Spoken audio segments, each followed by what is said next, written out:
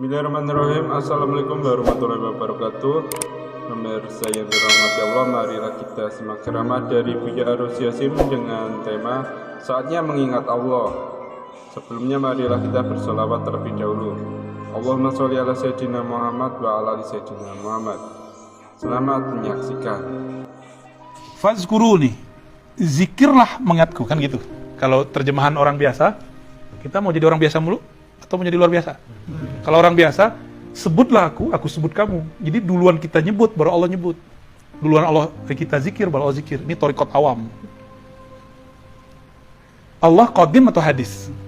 Maha awal atau baru dicipta? Allah. Kita hadis. Kalau kita zikir, sama Allah zikir duluan mana? Duluan mana, kita apa Allah yang zikir? Tapi kayaknya ayatnya begitu ya. Kamu zikir, nanti aku ingat, gitu kan? Tapi orang kalau faham, ini ayat kan Allah lagi nguji ma'rifat kita nih. Ini ayat bagi saya imtihanul ma'arif, ujian ma'rifat. Kamu merasa kamu yang zikir, atau kamu merasa aku yang zikir dalam dirimu? Fazkuruni, maka saksikanlah zikirku di dalam aku. Azkurkum, itulah saat aku menyebut-nyebut kamu. Jadi orang beruntung di alam semesta itu yang disertakan nama dia dalam nama Allah. Itu yang disebut kekasih. Disertakan nama dia dalam nama Allah. Jadi kapan Allah nyebut kita? Di saat kita nyebut dia, itu Allah lagi nyebut dalam kekodimannya, dalam keazaliannya, ya, dalam kudrah iradah, hudus, kunnya. Nah, dan itu berentet tuh ya, ke atas. Model-modelnya beda-beda. Di azaliyahnya Allah zikirnya beda, di kodimnya Allah zikirnya beda. Karena zikir di kodimnya itu kan ahad, nggak ada lafaznya kecuali dirinya aja. Kalau dalam azaliyah wahid, di dalam wahid itulah. Nah, kalau alam semesta ini kan udah beda lagi. Ya. Baik. Jadi yang zikir itu kita apa siapa? Cuma adab seorang hamba nggak boleh dia bilang zikir ini zikirnya Allah, itu adabnya hamba. Siapa ente gitu. Sampai datang halnya. Hal di saat dia tidak merasa zikir tapi kok dia berzikir gitu. Nah, itu baru dia dipersaksikan oleh Allah. Ya. Fazkuruni azkurkum. Nah, biar mudah karena Allah ini kan maha transenden, maha abstrak, nggak bisa dibayang-bayangin. Bisa nggak bayangin Allah?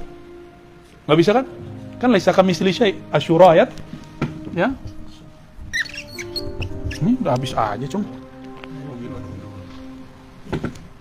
Syura ayat 11, laisa kamitslihi syai'. Loh, Allah nggak ada bisa bayangin. Terus gimana ngingatnya? Ya, apa yang diingat sedangkan Allah itu tidak bisa dibayangkan. Antum coba bayangin, orang yang nggak dikenal, bisa nggak? Orang nggak punya muka, bisa nggak? Udah masih bisa, aman. Digini-gini cum. Digembang-gembain. Baik, syukuran. Maka kata ni tadi kembali kepada lafaz yang saya bacain tadi. Man ata'ani ata Allah. Qul in kuntum tuhibbunallah fattabi'uni. Jika kamu cinta Allah, ikut aku. Siapa yang taat kepadaku, taat kepada Allah. Man ra'ani ra'allah. Itu bukan hadis ya. Itu hadis ilhami namanya. Nabi kalau ngomong di alam sirri begitu. Siapa yang melihat aku, melihat Allah. Fazkuruni. Nah, maka lahirlah dua perangkat thariqah. Satu zikrullah. Dua zikru Rasulillah.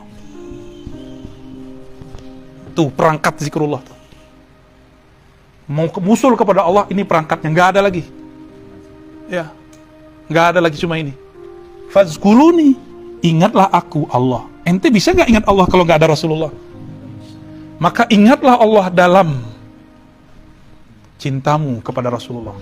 Maka zikru Rasulillah baru namanya ada riyadhah, ada mujahadah, ya, ada sholawat. Ah, sholawat inilah yang paling tinggi. Puasa, apa segala macam. Kalau zikrullah, antum kan masih mikir subhanallah itu zikrullah. Enggak, subhanallah itu zikru Rasulillah. Zikrullah itu hanya Allah yang dapat mengingat dirinya. Ada yang bisa ingat Allah? Ada yang tahu rupa Allah? Sini saya cium tangan sama kakinya. Ya, antum jadi guru saya aja. Ada yang ketemu Allah? Sebutin ciri-cirinya. Ya. Maka zikrullah itu al-mutlaq, itu hanya Allah mengingat dirinya. Kita hanya bisa zikirnya Rasulullah Zikirnya Rasulullah tuh subhanallah, riyadhah, puasa. Tuh kan tadi salah paham kan antum? Di dalam ma'rifat tuh ada ma'rifat lagi, di dalam zikir tuh ada azkar lagi, di dalam sholawat tuh ada sholawat lagi. Ya ini model-modelnya kira-kira. Jadi nggak ada ujungnya, ntar riyadhah nih dibagi-bagi lagi jadi macam-macam. Ya, begitulah Allah, cahayanya berlapis-lapis. Nurun ala nur, nurnya berlapis-lapis. 70.000 lapisannya. Tuli taksir menunjukkan banyak. Jadi nggak ada orang sanggup mengingat Allah. Itulah makna wala dzikrullahi. Yang bisa nyebut Allah cuma Allahu Akbar. Yang bisa menyebut Allah besar itu cuma Dia doang. Kalau selainnya nggak bisa. Maka selama ini kita nggak ada yang zikrullah. Kita itu semuanya zikru Rasul. Ini yang disebut Ar-Rabitah Al-Muhammadiyah. Thariqah ini akan dihidupkan lagi di akhir zaman. Ya, selama ini kan kita zikir, kita ngerasa kita yang zikir. Tasbih kita, gaya bener ya. Kayak udah soleh aja. Saya ini sudah khatam 70.000 kali 7 ya. Belum itu. Masih ente yang merasa berzikir. Belum. Nanti kalau orang usul itu dia nyaksiin Allah lah yang menyebut dirinya di dalam dirinya. Itu yang disebut oleh zikrullah. Pelik dah. Ya. Tapi gampang-gampang susah. Ya. Maka pakai sumpah Allah, pakai taukid ya. Dan sungguh-sungguh mengingat Allah, menyebut Allah itu akbar, berat. Langit bumi aja nggak sanggup, arasnya nggak sanggup. Malaikat Jibril aja nggak sanggup. Malaikat Jibril sanggupnya sholawat. Maka disebut sholawat Jibril. Iblis ngerasa sanggup.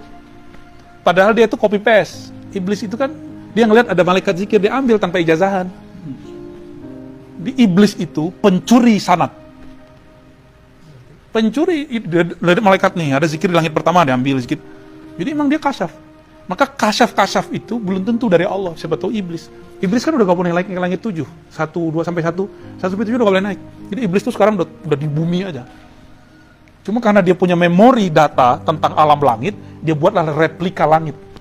Jika ada orang yang mentok ya, pengen berguru, pengen dengan nafsu, disambet sama iblis. Maka banyak halu orang belajar zikir hari ini. Dia kira dengan wirid dengan sekian, ntar dia usul. Saya ketemu Allah ya salam. Ketemu Syekh Qadir, Kang Qadir kali itu. Ya, ketemu Syekh Bahauddin Naqsyabandi, Gus Baha kali yang ditemuin. Ya, ada juga yang bilang ketemu saya. Itu belum tentu saya. Kan iblis bisa nyerupain saya. Lagi muka-muka antum nih paling gampang disuruhin iblis. Ciri-cirinya apa? Ngajak mesum dalam mimpi. Itu tandanya bukan saya itu.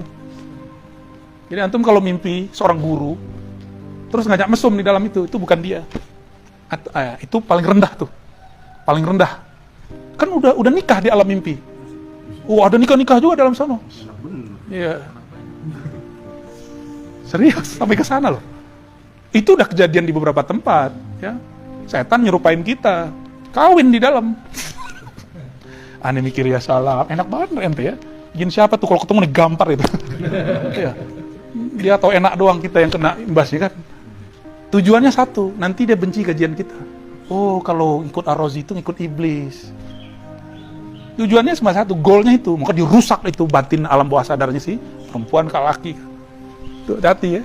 Jadi kalau mimpi guru belum tentu benar, kalau Rasulullah baru pasti benar. Jadi mimpi ketemu guru tanda cinta, tapi kalau lebih berlebihan di situ belum tentu. Itu bukan guru yang sebenarnya. Ya. Itu karena sudah. Jadi yang pertama itu oke. Mimpi antum pertama ketemu salam itu oke itu. Asli itu awal bener. Nurnya kepercik di sana. Jadi nurnya wali nih. Kalau dia punya nurnya itu kayak dia. Persis kayak dia dan gak ada cacatnya. Makanya Uwais Al-Qarni itu ngelihat Nabi, nurnya Nabi. Maka bagi saya Uwais itu bukan tabi'i mukhadram.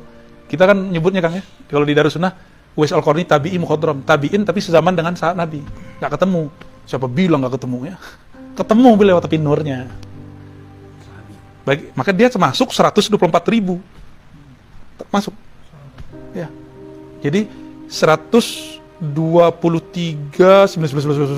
yang ke terakhirnya itu dia. Itu penutupnya udah. Uwais Al-Qarni itu. Maka bagi ulama-ulama yang belajar ilmu ma'rifat, Uwais Al-Qarni sahabi. Nabi ngomong, Umar, Ali, kalau kamu ketemu orang namanya Uwais Al-Qarni, minta doa. Tuh, kalau bukan sahabat siapa dong? Ya enggak? Kurang apa? Tapi secara ilmu hadis dia tidak disebut sahabat karena ilmu hadis itu ilmu hissi, ilmu empirik. Oleh karena itu, teman-teman jangan pernah benturkan ilmu hadis dengan ilmu tasawuf. Ini dua core yang berbeda. Dia berbeda. Kalau sama pun bukan berarti dia sama. Ahli fikih dibenturkan dengan tasawuf, nggak bisa. Ini nggak nyambung ilmunya. Dua ilmu yang berbeda. Ilmu fikih ya ilmu adillah tafsiliyah. Kalau ini bukan adillah tafsiliyah. Ini adillah zauqiyah. Jadi dia nggak masuk deh. Sama-sama baca kitab azkar, antum merasain aja ntar beda. Ya. Syarah azwaq dengan syarah afkar beda. Itu anugerah dari Allah, nggak bisa dibuat-buat. Rajin-rajin saja beramal, berwirid, berwarid. Ya. Lalu tasdik kepada orang-orang yang mengajarkan ilmu ma'rifat. Insya Allah. Ya, kita kan nggak bisa ngejar mereka, tapi kalau kita mahabbah, kita kan anta ma'aman ahbabta, udah enak gitu udah. Ya, tiap kali mau zikir wajah dia udah kebayang, itu baru sahih. Ini kabar penting saya sampaikan. Kita ingat guru dalam sadar itu lebih penting daripada ingat guru dalam alam bawah sadar. Antum mau zikir ingat guru itu lebih tinggi daripada antum tidur ketemu guru. Orang kan mikirnya saya pengen ketemu Rasul. Ente ngelihat fi'il Rasul sekarang itu lebih afdol daripada mimpi 1000 kali ketemu Nabi. Kita mau makan, kebayang Nabi cara makannya setelah baca hadis. Ngelihat guru kita, itu lebih afdol. Itu udah ngelihat Nabi, tapi sanad kepada Nabi. Kalau sudah semua hidup ini ada bersanad ke Rasulullah, kayak Imam Malik, apa kata beliau? Mabitu lailan ila waraitun Nabi. Aku kalau rehat, kalau wiridan, kalau tabyit lailan, pasti ngelihat Nabi. Jadi beliau mau zikiran, mau tiduran itu ngelihat Nabi di depannya. Maka Imam Malik tuh nggak berani pakai sendal di Madinah, nggak berani pakai kendaraan di Madinah, karena dia ngerasa ada Nabi di mana-mana. Ajar, ya. Wajar, muridnya jadi Syafi'i kan. Tuh wali punya murid jadi wali. Walinya faqih, muridnya faqih. Walinya muhaddis, muridnya muhaddis. Walinya ahli thariqah, muridnya ahli thariqah. Ada juga yang lengkap semua. Wah, itulah imam-imam belakangan mutaakhirin. Ini enaknya zaman sekarang. Kita bisa menguasai banyak ilmu. Karena kitab mereka sudah banyak, sanad udah ngumpul. Jangan kemudian keder lagi, nggak enak nih.